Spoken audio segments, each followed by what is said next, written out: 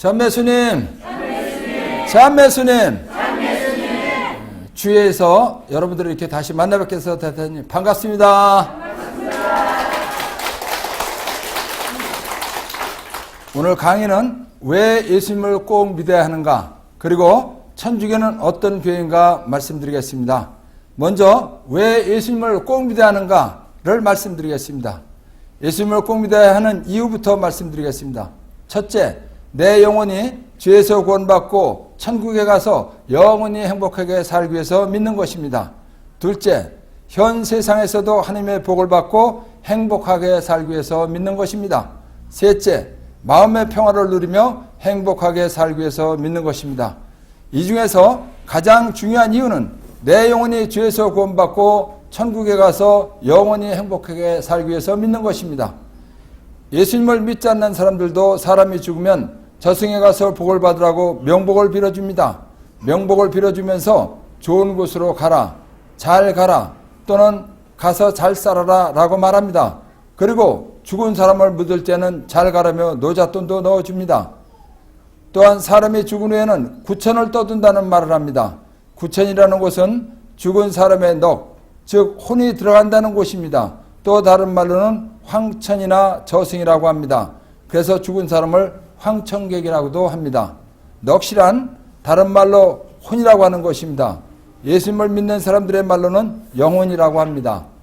예수님을 믿지 않는 사람들도 죽은 후의 세계에 대해서 어렴풋이 알고 있습니다. 그래서 예수님을 믿어야 죽은 다음에 천국에 가서 영원히 행복하게 살 수 있습니다 하고 말하면 정말 천국이 있을까? 죽으면 그만 아니가? 라고 확신 없는 말을 하던 사람들도 죽을 때가 되면 나도 좋은 곳으로 갔으면 하고 바라기도 하며 또 그런 말을 하기도 합니다. 제가 전교를 하던 중 어느 김밥집에 가서 김밥을 사 먹으며 주인 아주머니에게 예수님을 믿고 살다가 죽으면 천국에 가서 영원히 행복하게 살 수 있습니다 하고 말했습니다. 그랬더니 그 아주머니께서 죽은 다음에도 김밥을 썰면 어떻게 합니까? 나도 죽은 다음에는 좋은 데 가야죠 라고 말했습니다. 이처럼 죽은 다음에 좋은 곳에 가고 싶은 마음은 누구나 다 있습니다. 사람을 창조하신 하나님께서는 예수님을 믿는 사람들에게 죽은 후 가는 곳에 대해서 아주 정확하게 알려주셨습니다. 그래서 예수님을 믿는 사람들은 확실하게 알고 있습니다. 죽은 다음에 가는 좋은 곳은 천국, 즉 하늘나라입니다. 천국에 가려면 먼저 사람의 창조 과정과 죽은 다음에 어떻게 되는가에 대해서 알아야 합니다. 다음은 사람은 어떻게 만들어졌는가 말씀드리겠습니다. 사람들은 잘 몰라도 사람을 만드신 하나님께서는 환하게 알고 계십니다. 하나님께서 하신 말씀을 기록한 책을 성경이라고 합니다.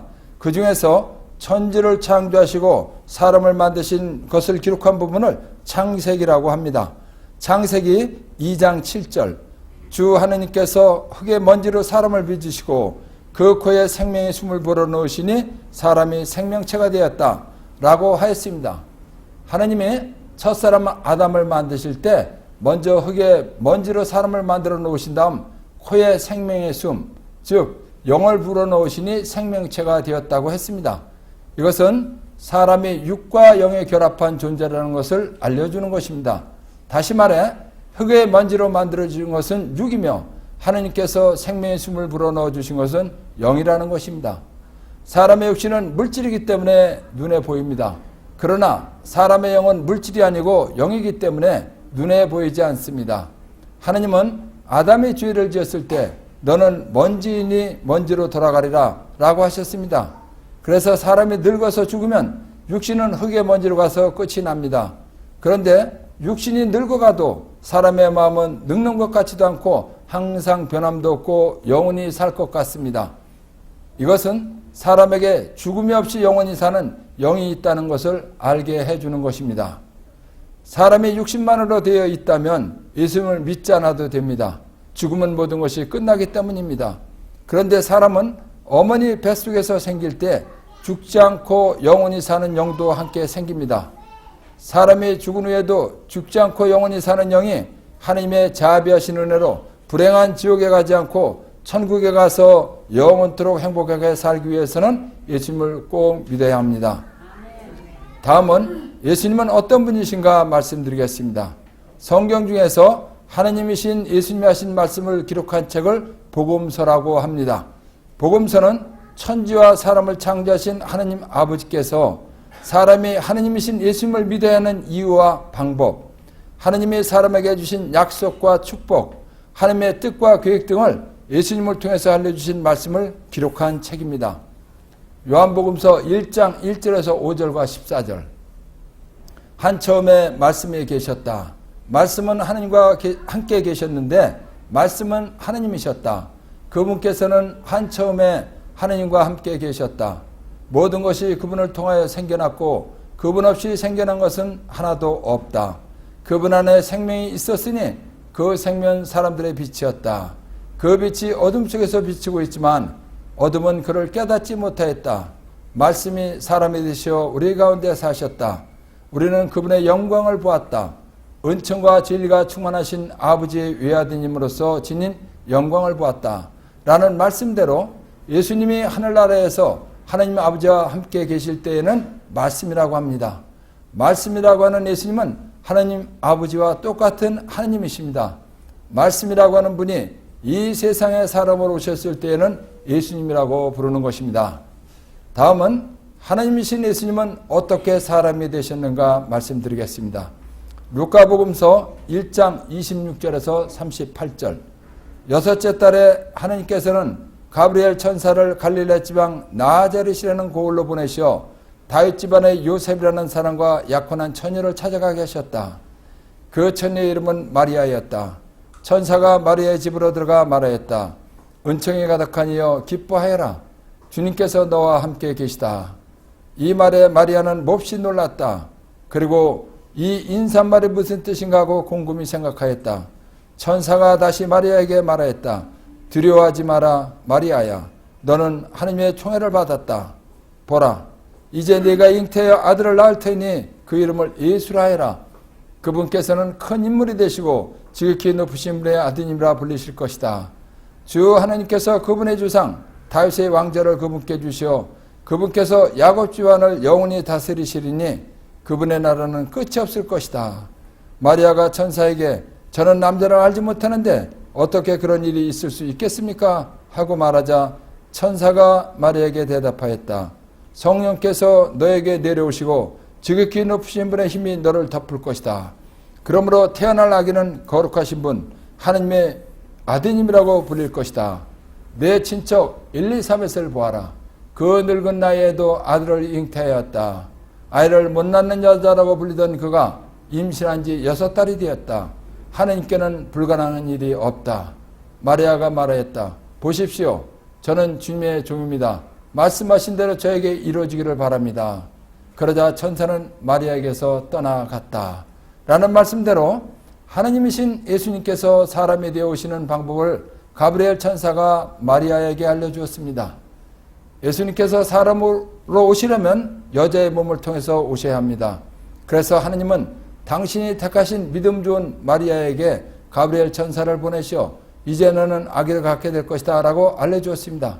그러자 마리아는 놀라서 나는 남자와 잠자리를 해본 적이 없는 처녀인데 어떻게 내가 아기를 가질 수 있느냐고 물었습니다.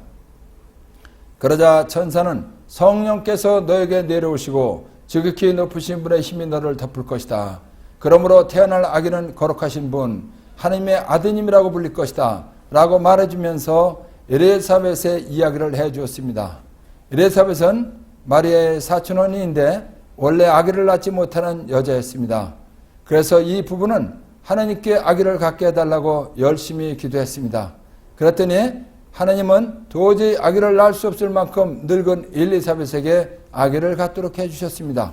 가브리엘 천사는 엘리사벳을 잘 아는 마리아에게 그 이야기를 해주면서 성령이 내려오시고 하나님의 힘이 감싸주시면 아기를 낳을 것이다. 하나님께는 불가능한 일이 없다라고 말해주었습니다.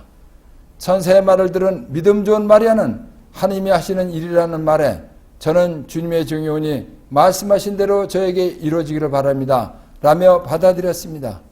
이렇듯 예수님은 사람의 부부 관계에 의해서 태어나신 분이 아니라 하나님의 신비로운 방법으로 이 세상에 오신 분이십니다. 그래서 예수님은 사람으로 오셨지만 하느님이십니다.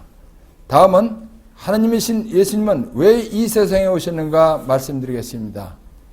마태복음서 1장 21절, 그분 예수께서 당신 백성을 죄에서 구원할 것이다 라는 말씀대로 예수님이 세상에 오신 목적은 사람들을 죄에서 구원해 주시려고 오신 것입니다. 다음은 예수님은 사람에게 무슨 죄가 있어 구원하러 오셨는가 말씀드리겠습니다. 하느님이 사람, 즉 아담을 빚어 만드시고 에덴이라는 곳에 동산을 하나 꾸미신 다음 거기에 그 사람을 두어 살게 하셨습니다. 보기에 탐스럽고 먹기에 좋은 온갖 나무를 흙에서 자라게 하시고 동산 한가운데는 생명나무와 선과 악을 알게 하는 나무도 자라게 하셨습니다. 그러고 나서 그 사람에게 너는 동산에 있는 모든 나무에서 열매를 따먹어도 된다. 그러나 선과 악을 알게 하는 나무에서는 따먹으면 안 된다. 그 열매를 따먹는 날 너는 반드시 죽을 것이다 라고 이르셨습니다. 그리고 하나님은 혼자 사는 아담이 외로워 보여 그를 깊이 잠들게 하신 다음 그의 갈빗대를 하나 빼시고 그 자리를 살로 메우신 후 빼낸 갈빗대로 여자를 지어주셨습니다. 그래서 두 사람은 재미있고 행복하게 살았습니다. 그러던 어느 날 뱀, 즉 마귀가 나타나서 여자에게 하나님께서 이 동산에 어떤 나무에서든지 열매를 따먹어서는 안 된다고 말씀하셨다는데 그것이 정말이냐? 라고 물었습니다. 그러자 여자는 무엇이든지 마음대로 따먹되 죽지 않으려거든 이 동산 한가운데 있는 나무 열매만은 먹지도 만지지도 말라고 하셨다 라고 대답하였습니다. 하느님이 사람을 행복하게 살게 해주신 내용을 안 뱀이 하느님과 사람을 이간하기 위하여 여자를 끼웠습니다. 결코 죽지 않는다. 너희가 그것을 먹는 날 너희 눈이 열려 하느님처럼 되어서 선과 악을 알게 될 줄을 하느님께서 아시고 그렇게 말씀하신 것이다 라고 유혹을 했습니다. 뱀으로 나타난 마귀의 말을 들은 여자가 쳐다보니 그 나무 열매는 과연 먹음직하고 소담스러워 보일 뿐만 아니라 사람을 슬기롭게 해줄 것처럼 탐스러웠습니다. 그래서 여자는 하느님처럼 되고 싶은 허영에 들떠 열매를 하나 따서 먹고 자기 남편에게도 먹게 했습니다. 인류의 시조인 아담은 하느님의 계명을 어기고 선과 악을 알게 하는 열매를 먹었습니다. 하느님의 계명을 어긴 것이 죄입니다. 아담이 처음 지은 죄를 원죄라고 합니다. 아담이 죄를 지은 상태에서 자식을 낳았기 때문에 그 후손은 모두 죄인으로 태어나는 것입니다. 그래서 사람에게는 누구나 다 원죄가 있습니다. 하나님이 아담에게 선과 악을 알게 하는 열매를 따먹는 날 너는 반드시 죽을 것이다 라고 말씀하시는데 아담은 죽지 않았습니다. 다만 하나님은 아담 내외에게 가죽옷을 입혀 에덴 동산으로 내치셨을 뿐입니다. 그 후 아담은 아들, 딸 낳고 930년 동안 잘 살았습니다. 이것을 보면 하나님은 반드시 죽을 것이다 라고 말씀만 하신 것은 아닌가 하는 생각이 듭니다. 여기서 하나님의 존재와 속성에 대해서 알아야 합니다. 하나님은 물질이 아닌 영이십니다. 그래서 잠시밖에 살지 못하는 육신에는 별로 관심이 없으십니다. 하나님은 사람에게 숨으로 부어로 넣어주신 죽지 않고 영원히 사는 영에 관심이 있으십니다. 그래서 하나님은 죽지 않고 영원히 사는 영이 죽는다고 말씀하신 것입니다. 영이 죽는다는 것은 영이신 하나님과 하나님이 불어넣어주신 사람의 영의 관계가 끊기는 것을 말합니다. 다시 말해서 하나님의 축복을 받는 관계가 끊긴 상태가 영의 죽음입니다. 사람이 하나님과의 영적 관계가 끊긴 상태에서 죽으면 그 영혼은 하나님에 계신 천국에 가지 못하고 영원히 고통받는 지옥불 속으로 가는 것입니다. 사람을 속인 뱀은 무엇인가 말씀드리겠습니다. 요한묵시록 12장 9절, 그 큰 용, 그 옛날의 뱀, 악마라고도 하고 사탄이라고도 하는 자, 온 세계를 속이던 그 자가 떨어졌습니다. 그가 땅으로 떨어졌습니다. 그의 부하들도 그와 함께 떨어졌습니다. 라는 말대로 뱀은 마귀를 말하는 것입니다. 마귀는 영적 존재입니다. 영적 존재들은 육신의 눈으로는 보이지 않습니다. 그래서 하나님도 볼 수 없고 천사도 볼 수 없는 것입니다. 저의 영혼도 여러분의 영혼도 안 보이는 것입니다. 이와 마찬가지로 마귀도 안 보입니다. 그래서 악마, 즉 마귀가 여자를 속이기 위해서 사람의 눈에 보이는 뱀을 장악해서 이용한 것입니다. 그러니까 여자에게 나타난 것은 실제 뱀이지만 뱀이 여자를 속인 것이 아니라 뱀을 이용한 마귀가 여자를 속인 것입니다. 다음은 지옥은 어떤 곳인가 말씀드리겠습니다. 마르코복음서 9장 48절에서 49절. 지옥에서는 그들을 파먹는 구더기도 죽지 않고 불도 꺼지지 않는다. 모두 불수금에 절여질 것이다. 라는 말씀대로 하느님이신 예수님께서 지옥은 영원히 꺼지지 않는 불사락이라고 알려주셨습니다. 사람이 지옥 불 속에 간다면 얼마나 고통스럽겠습니까? 거기다가 죽지도 않는 구더기가 파먹는다고 합니다. 또 불수금에 절여진다고 하니 그 고통과 괴로움은 가히 상상할 수 없을 만큼 클 것입니다. 다음은 지옥은 어떤 상태로 가는가 말씀드리겠습니다. 성경에는 사람을 창조하신 하느님이 사람을 어떻게 만드셨는지, 어떻게 살아야 잘 사는 것인지, 그리고 죽은 다음에는 어떻게 되는지에 대하여 자세히 나와 있습니다. 안 나오는 것 없이 다 나와 있습니다. 고린도전서 15장 42절에서 44절. 죽은 이들의 부활도 이와 같습니다. 썩어 없어질 것으로 묻히지만 썩지 않는 것으로 되살아납니다. 비천한 것으로 묻히지만 영광스러운 것으로 되살아납니다. 약한 것으로 묻히지만 강한 것으로 되살아납니다. 물질적인 몸으로 묻히지만 영적인 몸으로 되살아납니다. 물질적인 몸이 있으면 영적인 몸도 있습니다. 라는 말씀대로 육신이 죽으면 영혼은 영적인 몸을 갖게 되는 것입니다. 사람이 중풍에 걸리거나 나병에 걸리거나 식물이관이 되거나 기절했을 때에는 아무 감각도 없을 수 있습니다. 그러나 부활했을 때에는 죽음이 없는 영혼이 영적인 몸을 입고 살아나서 영원히 사는 것입니다. 영적인 몸으로 부활했을 때 모든 감각 기능은 정상입니다. 그리고 병도 들지 않고 기절하지도 않고 죽을 수도 없고 죽지도 않는 몸이 됩니다. 아주 말짱한 정신으로 뜨거운 것, 차가운 것, 고통스러운 것 등 모든 감각을 잘 알고 느끼는 죽지 않는 완전한 사람으로 다시 태어나는 것입니다. 또한 행복과 불행, 기쁨과 슬픔, 즐거움과 괴로움 등 완전한 감정을 가지고 다시 태어나는 것입니다. 지옥에 간다는 것은 이렇게 완벽한 감각 기능과 감정을 가지고 가는 것입니다. 우리가 예수님을 믿는 이유는 지옥 불 속에 가지 않고 하나님의 자비하신 은혜로 영원히 행복한 천국에 가기 위해서입니다. 다음은 속죄와 속죄제사에 대해서 말씀드리겠습니다. 사람이 지옥에 가지 않고 천국에 가려면 죄를 용서받고 벗어나야 합니다. 죄를 용서받고 벗어나는 것을 속죄라고 합니다. 죄를 용서받고 벗어나게 하는 제사를 속죄제사라고 합니다. 레위기 4장 2절과 32절에서 35절. 누가 실수로 주님이 하지 말라고 명령한 것을 하나도 하여 죄를 지었을 때에는 다음과 같이 해야 한다. 속죄제물로 양을 바치려면 흠없는 암컷을 끌고 와서 그 속죄제물의 머리에 손을 얹은 다음 번제물을 잡는 곳에서 그것을 잡아 속죄제물로 삼는다. 사제는 그 피를 손가락에 조금 묻혀 번제 제단에 뿔들에 바르고 나머지 피는 모두 제단 밑바닥에 쏟는다.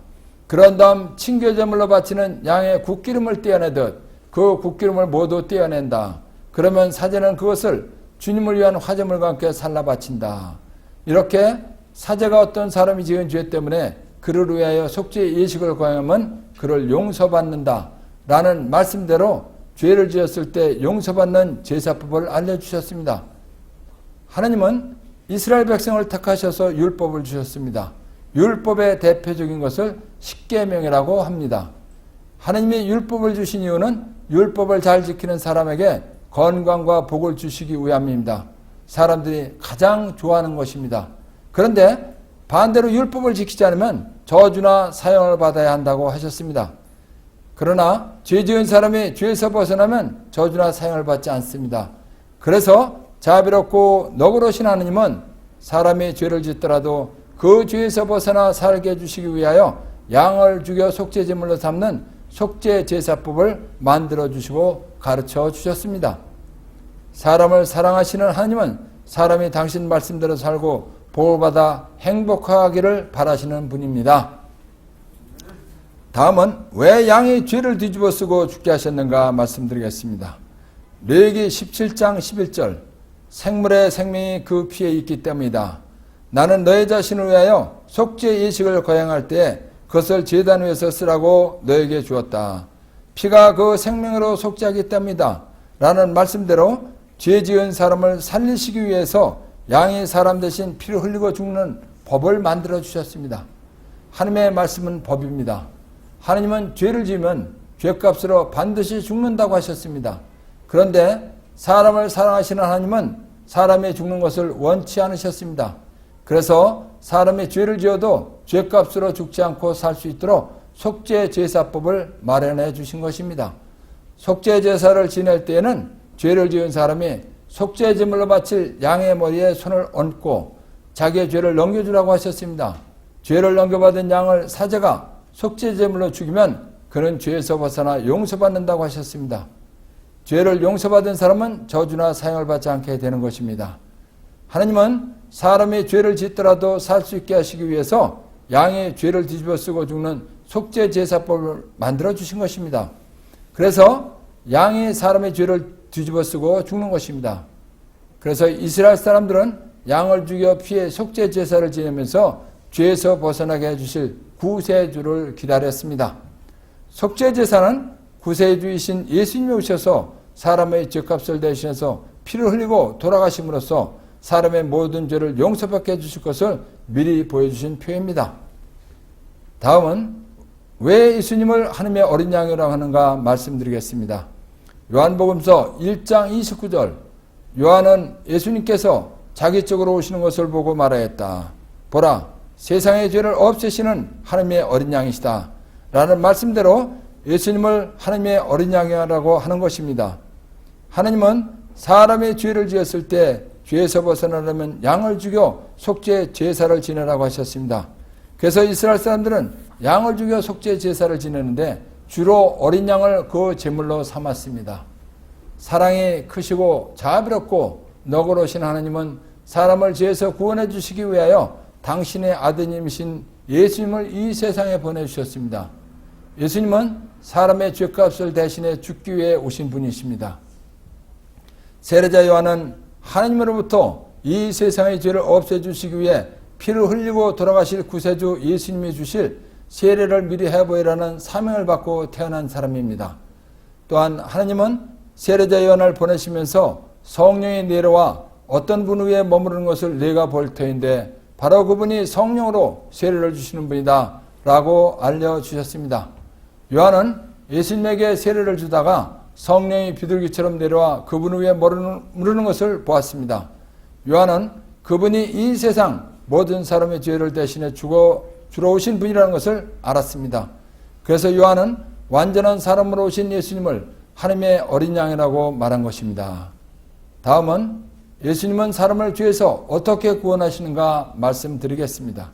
에베소서 1장 7절, 우리는 그리스도 안에서 그리스도의 피를 통하여 속량을 곧 죄의 용서를 받았습니다. 라는 말씀대로 예수님이 사람의 죄값을 대신해서 죽어주셔서 죄를 용서받은 것입니다. 죄를 지은 사람이 죄에서 벗어나려면 양을 죽여 속죄제사를 지내야 합니다. 그래서 이 세상의 죄를 없애주러 오신 하나님의 어린 양이신 예수님이 사람의 모든 죄를 대신 짊어지고 십자가에서 피를 흘리며 돌아가셨습니다. 예수님이 사람들의 죄를 짊어지고 십자가에서 돌아가신 것이 속죄제사입니다. 이로써 사람들은 죄에서 구원받게 된 것입니다. 다음은 예수님은 왜 십자가에서 돌아가셨는가 말씀드리겠습니다. 예수님은 하나님이시고 전능하셔서 못하시는 일이 없고 안 되는 일도 없습니다. 그러나 하나님의 말씀은 어떤 경우라도 결코 변화되거나 취소되지 않고 그대로 집행됩니다. 그래서 예수님이 하나님이시더라도 하나님 자신이 말씀하신 대로 사람의 죄값을 대신해 주시려면 피를 흘리고 돌아가셔야 하는 것입니다. 그래서 예수님은 사람들을 죄에서 구원해 주시기 위하여 로마인들의 사형법대로 십자가에서 피를 흘리고 돌아가신 것입니다. 이로써 예수님은 모든 사람의 죄에서 벗어날 길을 열어주셨습니다. 예수님이 십자가에서 돌아가신 이유는 사람들을 매우 사랑하시기 때문이었습니다. 하나님이신 예수님은 사람의 죄를 벗어나지 못하고 죽으면 얼마나 불행해가 될지 잘 아십니다. 그래서 자비로우신 예수님은 사람이 당할 불행을 막아주시고 영원히 행복하게 살게 하시기 위해 수없이 많은 매를 맞고 십자가에 못 박혀 말로는 표현할 수 없는 엄청난 고통을 당하시고 돌아가신 것입니다. 사람을 행복하게 해주시기 위해 죄가 없으신 하나님이신 예수님이 죄인을 대신해서 돌아가셨습니다. 예수님이 돌아가신 것은 사람을 매우 사랑하셨기에 하신 일입니다. 예수님이 십자가에서 돌아가신 것은 사람에 대한 하나님의 사랑의 큰 표징입니다. 이보다 더 큰 사랑의 증거는 없을 것입니다. 다음은 예수님을 믿으면 어떻게 구원받는가 말씀드리겠습니다. 요한복음서 3장 16절에서 18절. 하나님께서는 세상을 너무나 사랑하신 나머지 외아들을 내주시어 그를 믿는 사람은 누구나 멸망하지 않고 영원한 생명을 얻게 하셨다. 하나님께서 아들을 세상에 보내신 것은 세상을 심판하시려는 것이 아니라 세상의 아들을 통하여 구원을 받게 하시려는 것이다. 아들을 믿는 사람은 심판을 받지 않는다. 그러나 믿지 않는 자는 이미 심판을 받았다. 하나님의 외아들의 이름을 믿지 않았기 때문이다.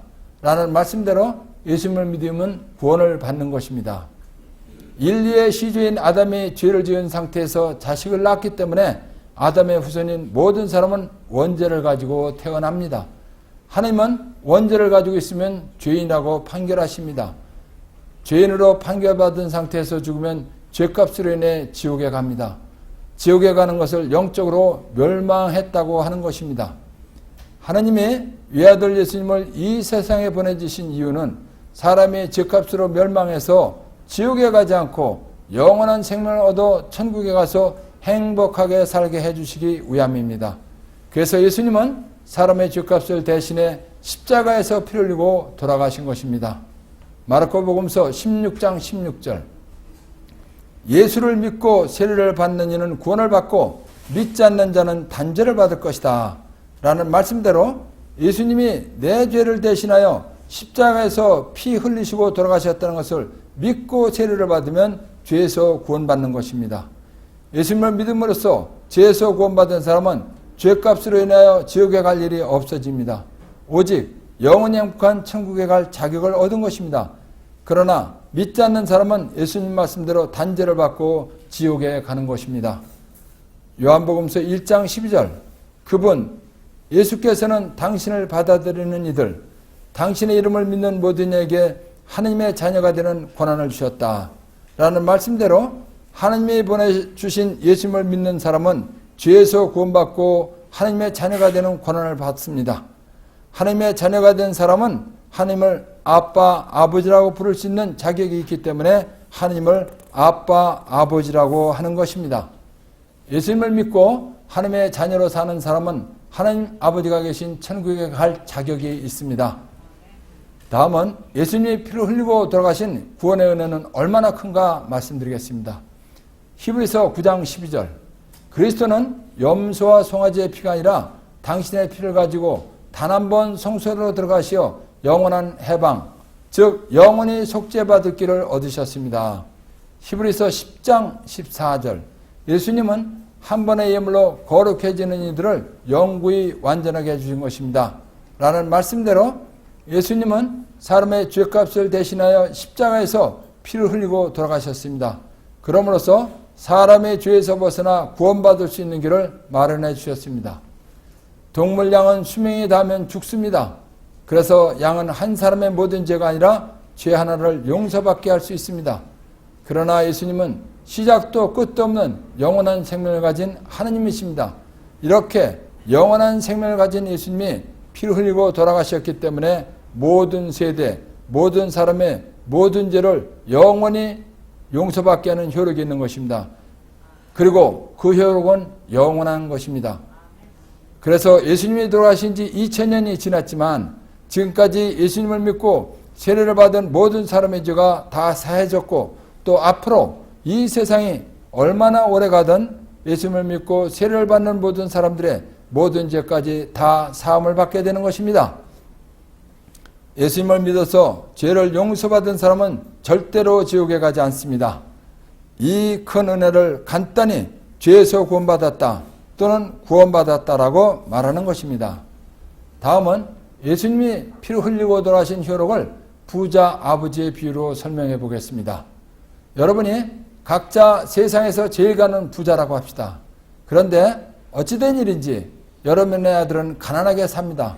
그래서 아들이 사는 동네에 제일 큰 슈퍼마켓에 100억 원을 맡기면서 제 아들이 물건을 사면 이 돈에서 계산해 주십시오 하고 말했습니다. 그리고 아들에게도 내가 슈퍼에 100억 원을 맡겨놨으니 내가 필요한 것은 거기서 가져다 쓰며 한평생 잘 살아라 하고 말했습니다. 그래서 그 아들은 슈퍼에 가서 100만 원어치 물건을 가지고 계산대로 옵니다. 그것에 대한 계산은 현찰입니까? 외상입니까? 현찰입니다. 예, 당연히 현찰입니다. 또 그 아들이 1억 원어치를 들고 나왔습니다. 그러면 그 계산은 현찰입니까? 외상입니까? 현찰입니다. 이것도 당연히 현찰입니다. 이처럼 예수님의 피값은 무한하기 때문에 어떠한 죄라도 아무리 큰 죄라도 다 용서하는 능력이 있는 것입니다. 고린토후서 5장 21절 하나님께서는 죄를 모르시는 그리스도를 우리를 위하여 죄로 만드시어 우리가 그리스도 안에서 하나님의 의로움이 되게 즉 무죄의 선언을 받게 하셨습니다. 라는 말씀대로 예수님을 믿는 사람은 죄가 없다는 것입니다. 예수님이 영체의 몸으로 부활하셨듯이 최후의 심판 때에는 모든 사람이 완전한 감각 기능과 감정을 가진 영체의 몸으로 부활합니다. 그때 예수님을 믿고 산 사람은 예수님이 우리 죄를 대신해서 돌아가신 은혜 때문에 예수님에게서 무죄 선언을 받습니다.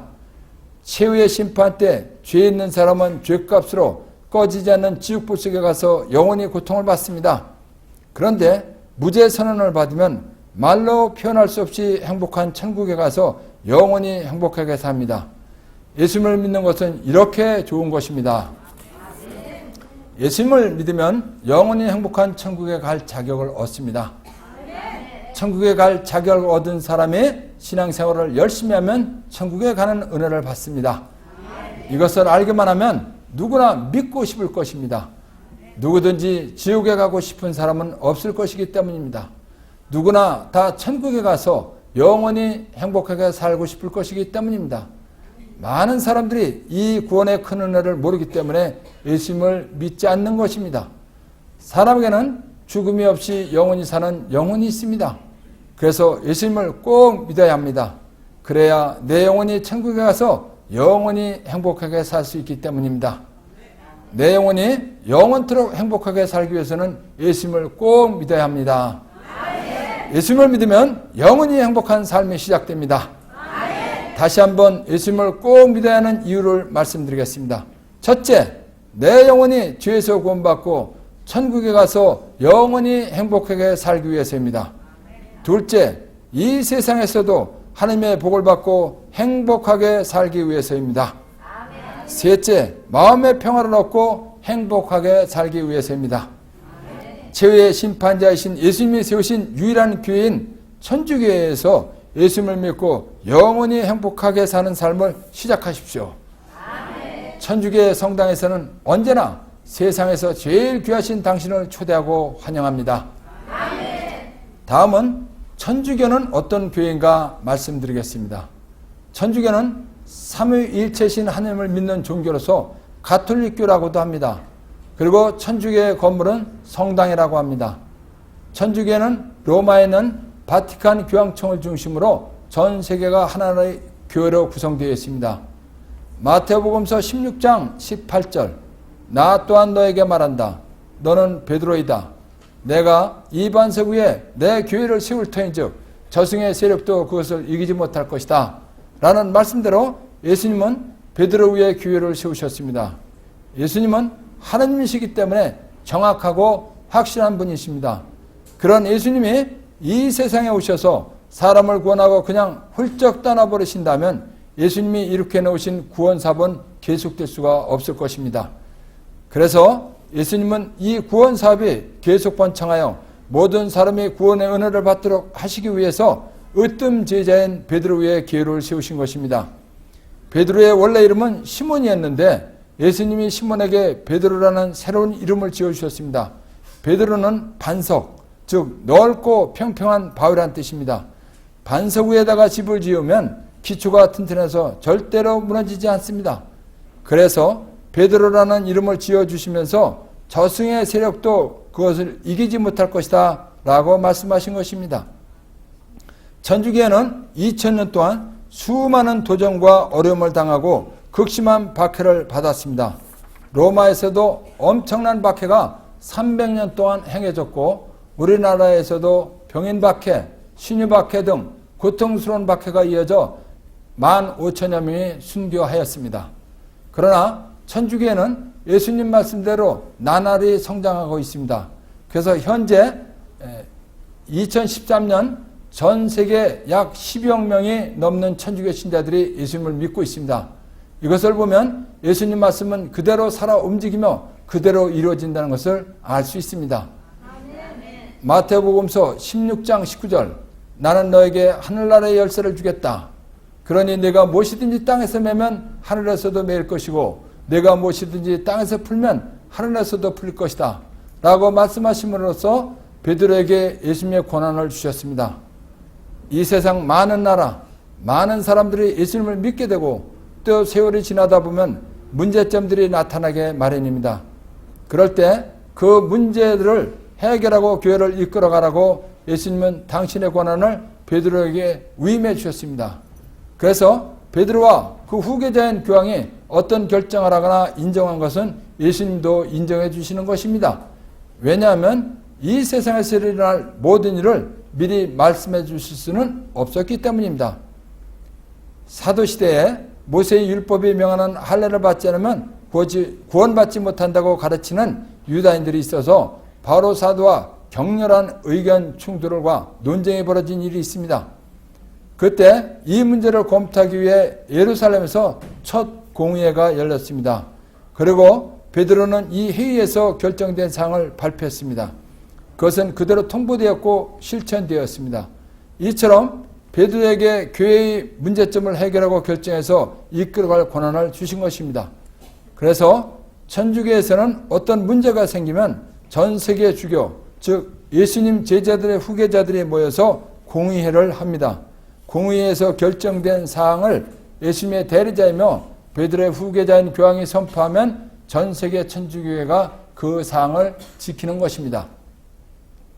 요한복음서 21장 15절에서 17절 그들이 아침을 먹은 다음에 예수님께서 시몬 베드로에게 물으셨다.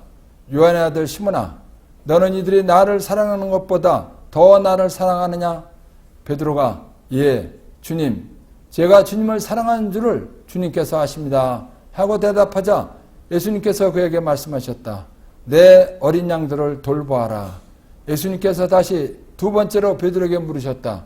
요한의 아들 시몬아, 너는 나를 사랑하느냐? 베드로가 예, 주님, 제가 주님을 사랑하는 줄을 주님께서 아십니다 하고 대답하자 예수님께서 그에게 말씀하셨다. 내 양들을 돌보아라. 예수님께서 세 번째로 베드로에게 물으셨다. 요한의 아들 시몬아, 너는 나를 사랑하느냐?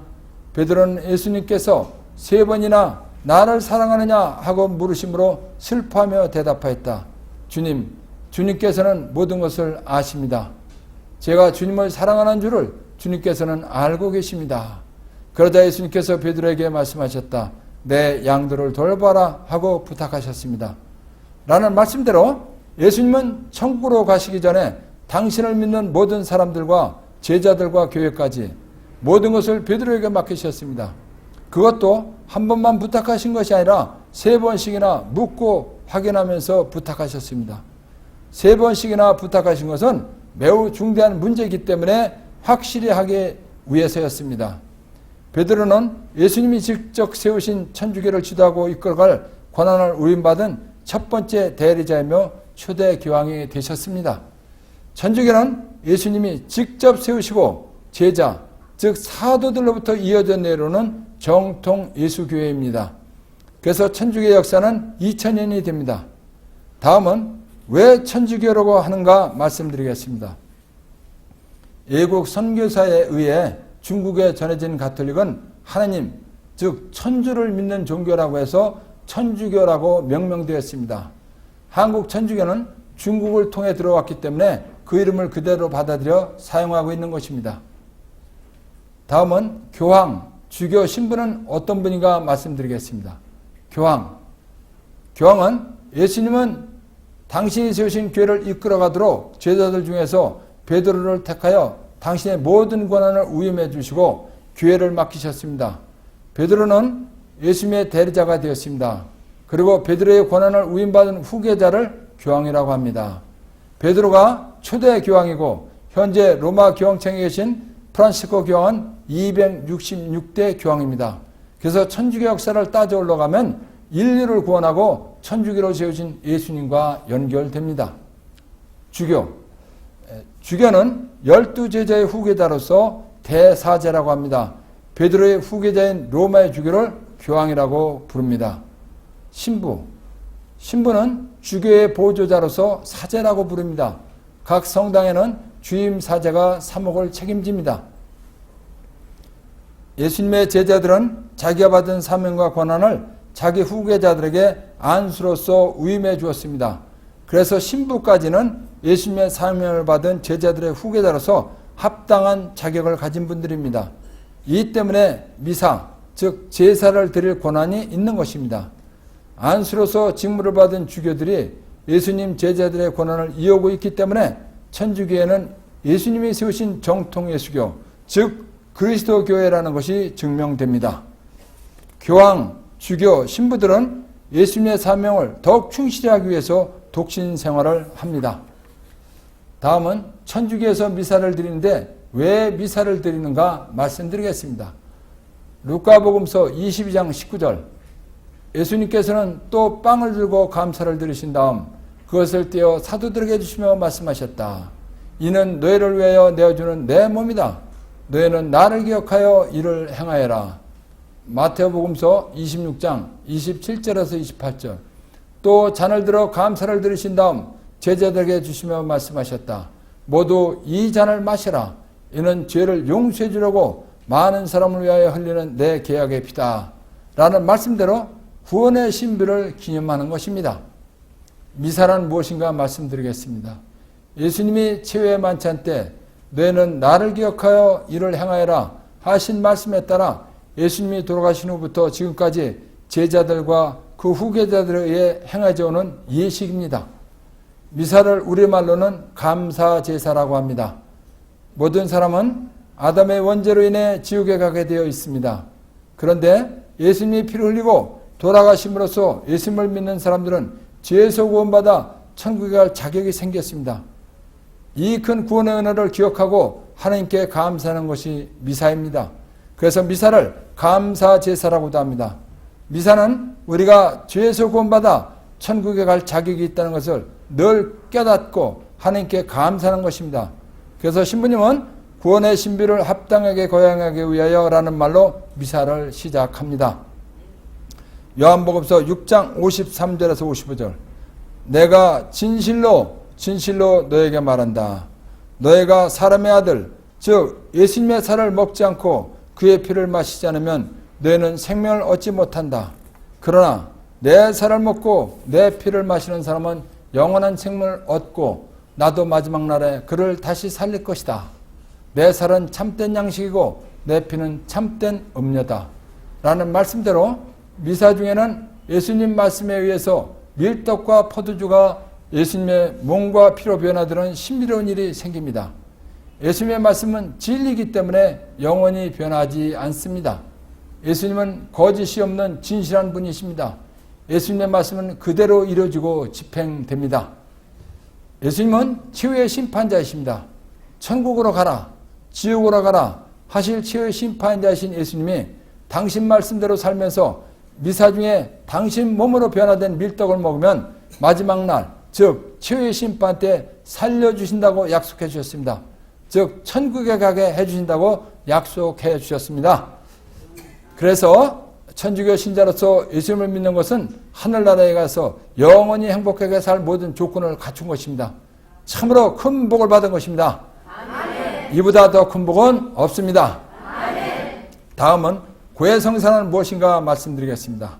요한복음서 20장 22절에서 23절, 성령을 받아라.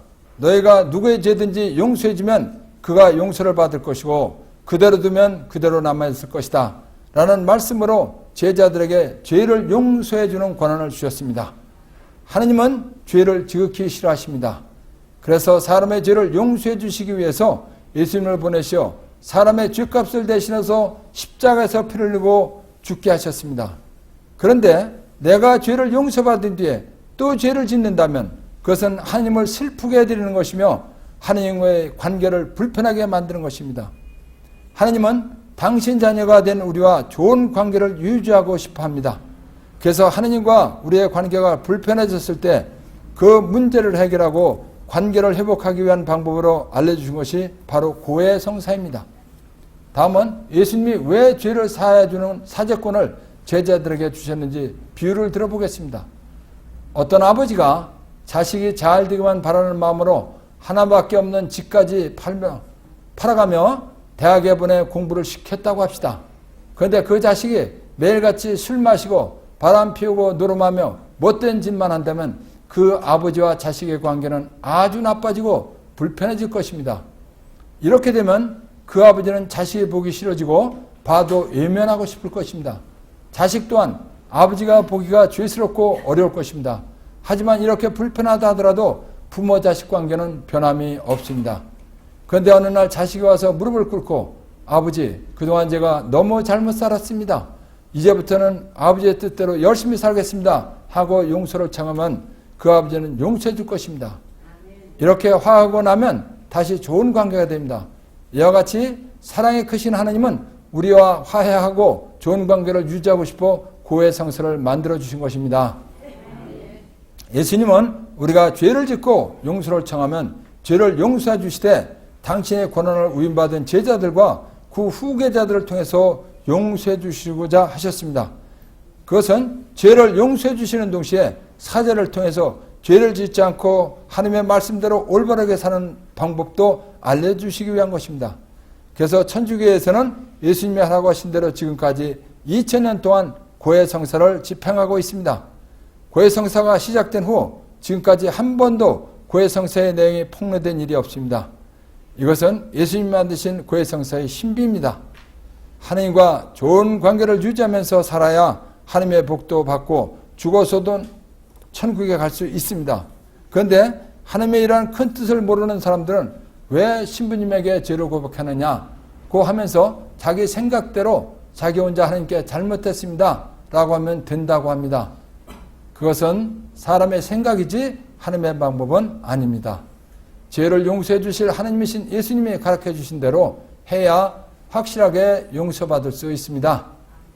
다음은 천주교회와 성모 마리아에 대해서 말씀드리겠습니다. 천주교는 예수님을 믿는 교회입니다.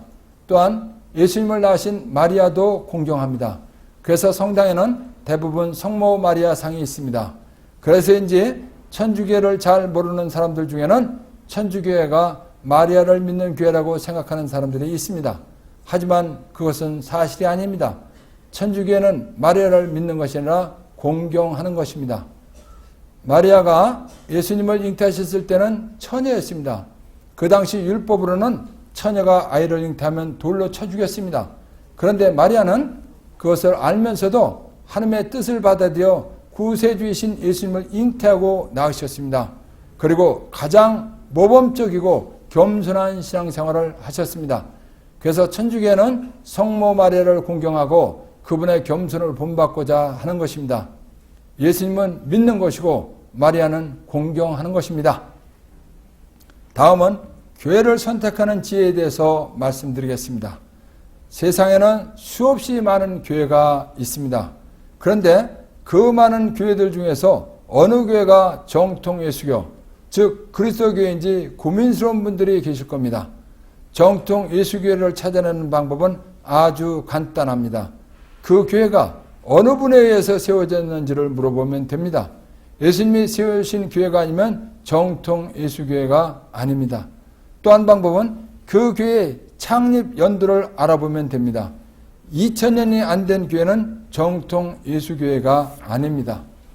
세상에는 예수님을 믿는다는 교회가 참으로 많이 있습니다. 최고 오래된 개신교가 루터교회입니다.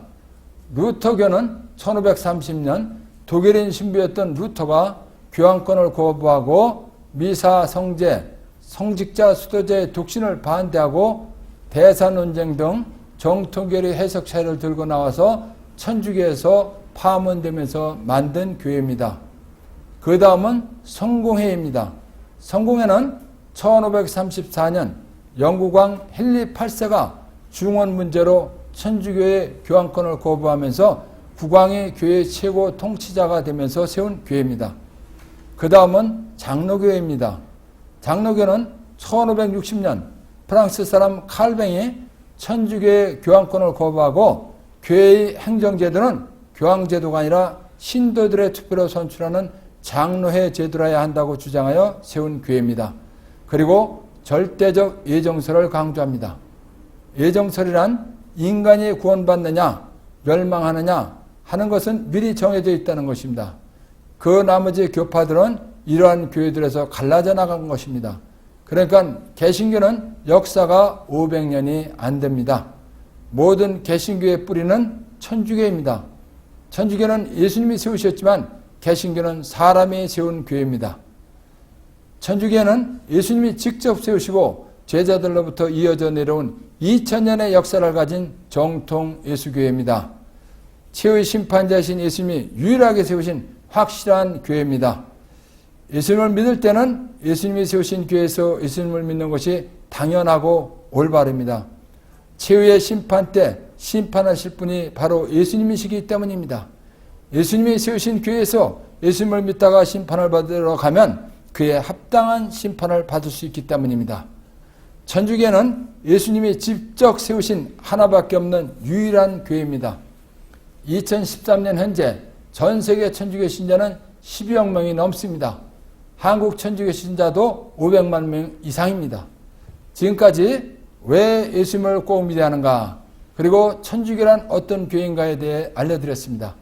아직 예수님을 믿지 않고 계신 분들은 예수님을 믿지 않고 살다가 죽으면 지옥불에 들어가서 영원히 고통받는다는 것을 생각하시고 가까운 성당에 가셔서 하루라도 빨리 예수님을 믿어 죄에서 구원받고 영원히 행복한 삶을 시작하시기 바랍니다. 그리고 현 세상에서도 하나님의 복을 받고 마음의 평화를 누리며 행복하게 사시길 바랍니다. 네, 감사합니다.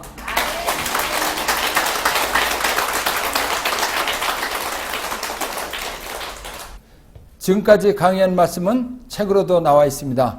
책 한 권에는 700원입니다. 이 말씀을 듣고 예수님을 더 잘 알고 믿고 싶으신 분은 CD에 있는 전화번호로 전화하시면 복음적인 삶을 사는 성경가르침 CD 세트를 구입해서 들으실 수 있습니다. 이 CD는 성경을 근거로 예수님을 믿는 목적, 믿음 성장의 방법, 기도 응답받는 원리, 복받는 방법, 병 고치는 방법, 병 고치는 능력 받는 방법, 부부생활 잘하는 방법 등 신앙생활에 꼭 필요한 35가지 강의로 되어 있습니다. 가격은 6만 원입니다. 지금까지 한 말이 사실이라는 것을 마르코복음 16장 17절에서 18절, 믿는 사람들에게는 기적이 따르게 될 것이다. 내 이름으로 마귀도 쫓아내고 새로운 언어로 말을 하고 배움을 집어들고 독을 마시도 아무런 해도 입지 않으며 병자에게 손을 준 병이 날 것이다 라는 말씀대로 병을 고침으로써 확인해 드리겠습니다. 병을 고치기 전에 성부, 성자, 성령 삼위체 하나님께 감사의 큰 박수를 드리겠습니다. 감사합니다.